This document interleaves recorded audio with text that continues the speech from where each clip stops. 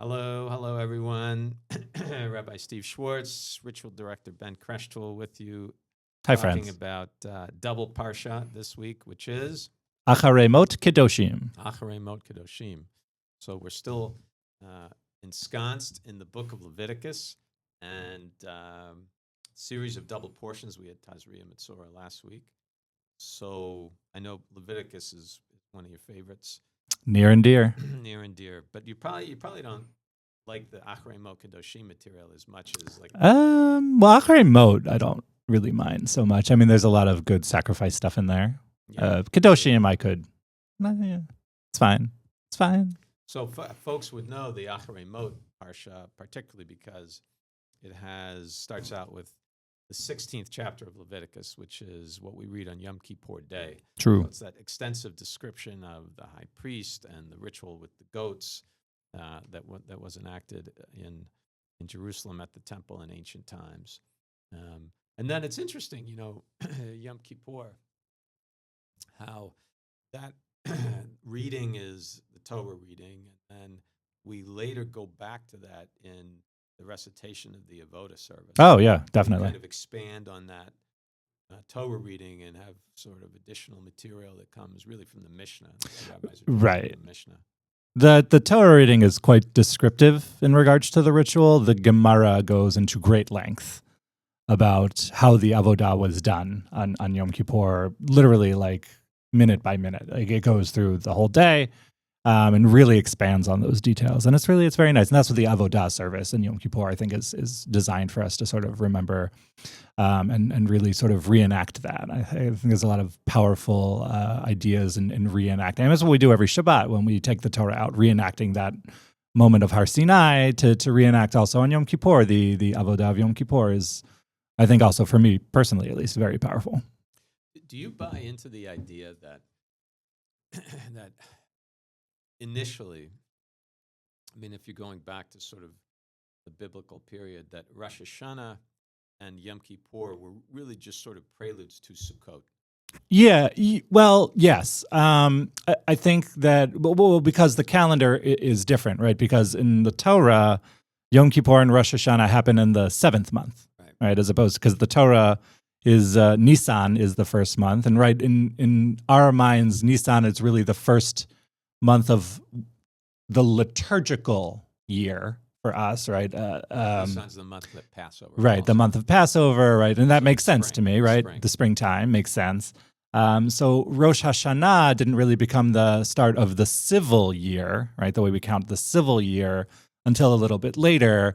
So you have these things that are sort of these preludes to Sukkot, which is the major fall festival. So that Yom Kippur basically was a intensive purification period and ritual to prepare the temple, the Kohanim, and the community for Sukkot, which is happening 4 days later. Yeah.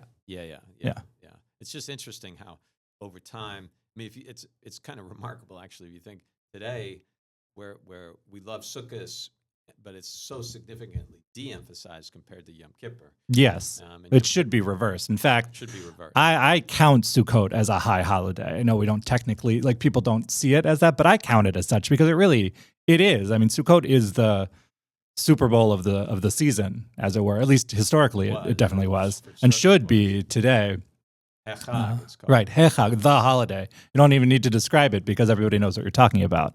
And if you like really read into the Mishnah and the Gemara, like Sukkot was it. Like that was the party of the year. Right. And I love Sukkot now, but I can only imagine how much more I would have loved Sukkot in temple times. In temple times. Yeah. Anything strike you about that Yom Kippur description? So I think it's actually interesting that it's sort of placed here, right? So 2 weeks ago, we talked about the death of Aaron's sons in Shemini, and now it's being brought up again in sort of this weird way, right? And I think that it only proves my point that Aaron's sons were doing bad things, because now what we have is this list of basically a ritual to expiate your sins, right? And so a lot of people like to try and give Nadav and Avihu like, it wasn't so bad, like it was a mistake. No, this was active sinning on their part, and now we have this description on how we can purify ourselves the Kohen Gadol, how he can purify himself and then also the people as a result. So I think that its inclusion here is not an accident. I think it's really a poignant statement about sin and how we see ourselves, how we have to look ta'anu et nafshotechem, it says, right? That we should like do this to ourselves, to really look and be introspective in that way, because whatever it was that Nadav and Avihu did, and it's a little unclear, clearly they didn't have enough of that cheshbon hanefesh. They didn't look into themselves enough. And what about the whole, over time it's come to be known as the scapegoat ritual? Yes. So it's actually an interesting thing. It's funny, and I always kind of wonder about this in my own mind. What will people remember from things that I've said on the Bima over the years? The answer is probably not that much, but I don't think you're giving yourself enough credit. But it's funny what I remember from growing up in my shul, and one of the things I remember was that my rabbi, his name was Elihu Shagrin, every year on Yom Kippur would talk about the scapegoat. Like every year, I just have a memory. That's funny that's the thing he chose to focus on. Yeah, a little bit. Yeah, and it was a classic reform synagogue. No kippot, no talesim, although that began to change over time.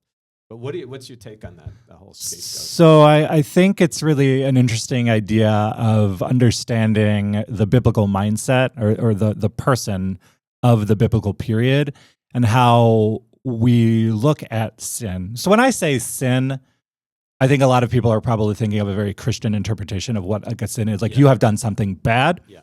But the Torah doesn't really see a sin necessarily as like, yes, it's bad, but it's really that you've sort of, you've shot an arrow, but you've missed the target, right? You sort of missed the bullseye there.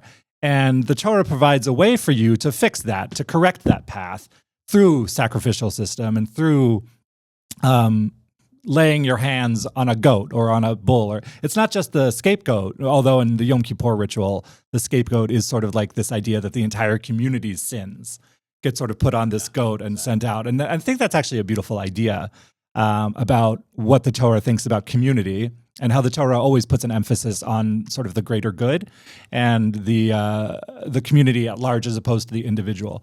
Because the individual sacrifices that are happening in this ritual apply only to the Kohen Gadol, not like you or I, right? We would not bring an individual sacrifice on Yom Kippur like you would on any other day if we committed a sin or if we had to bring a sin or a guilt offering, right? The individual sacrifice is strictly for the high priest. The scapegoat and the rest of the sacrifices are communal offerings on behalf of the people, which I find particularly interesting. The ritual of the scapegoat, though, is fascinating with the string and the lots you have to pick and decide which goat it's going to be. And then, the one goat gets sacrificed to God and the other one gets sent to this mysterious place, Azazel, which definitely was a place. We don't know exactly where it was, but it's very, and then this poor goat gets sort of heaved off a cliff, and it's interesting to think about that part. But I think the message about communal sin and communal forgiveness and communal repentance is a beautiful message. Yeah. It's also interesting to me, that whole ritual, in the way it presents sin as almost this physical substance, right? That the high priest somehow like takes it onto himself, right? And then he gets it onto the goat. Yeah. And then the goat, now having all of that sin, takes it away. Right. Takes it away from the community. That is interesting. And I think especially in terms of, we just had Tezri Matzora, Sara'at is like super contagious, right? And it can affect not only your skin, but also like your house, the implements in your house, like this idea of sin being like a physical like thing that can attach to you. Right. And then to be able to transfer it through this mystical way from the high priest's hands onto this goat, or on other sacrifices when like you or I would bring, we would smicha, we would put our hands on this animal and transfer to this animal, which then would be offered up to God, right? That's also reminiscent in a way, in a different way, but of the ability of the priest to bestow the birkat kohanim. Yeah, sure. The priestly blessing, which kind of works in the same way. The priest is like drawing the energy of the blessing from wherever, and then spreading it out over the people. But there's a sense of sort of physicality to it. Yeah. I always think of Ghostbusters. Such a good movie. Main stuff in Ghostbusters. Well, that's Slimer. That was a ghost. Slimer was a ghost. Yeah. And it was all over the place. And they had to he would like fly over, and then there are proton things that would shoot that light out. Yeah. Right. Or I think a lot of the Indiana Jones and the Raiders of the Lost Ark, when they open the Ark at the end and like all that stuff comes out of it. Like, it's classic. It's a great movie. Great movie. Yeah. And the other thing I think that's interesting is how over the years, and we're talking many years at this point, I mean thousands, that the sense of what Yom Kippur is about has, it's become so sort of internally focused. Mm-hmm. And you do get you were saying before, like the chapter here in the Torah, it's not really an internally focused thing. It's a communal moment to try to create a pure opportunity to go to Sukkot.